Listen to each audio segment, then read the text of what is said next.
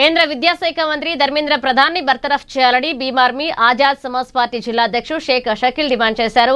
ఆ పార్టీ జాతీయ అధ్యక్షుడు చంద్రశేఖర్ ఆజాద్ రావణ్ పిలుపు మేరకు విద్యార్థులకు మద్దతుగా ఆదిలాబాద్ పట్టణంలోని కలెక్టరేట్ ఎదుట ధర్నా చేపట్టారు.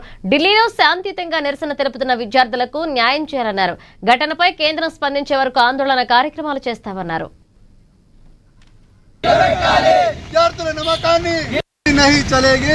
చంద్రశేఖర్ ఆజాద్ గారు పార్లమెంట్ లో ధర్నాకు కూర్చున్నారు.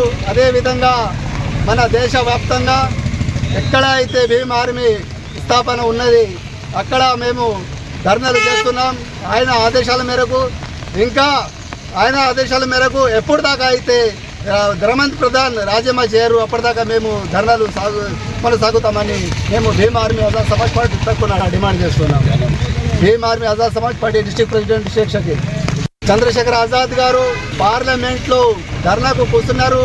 అదే విధంగా మన దేశ వ్యాప్తంగా ఎక్కడ అయితే భీమ్ ఆర్మీ స్థాపన ఉన్నది అక్కడ మేము ధర్నాలు చేస్తున్నాం.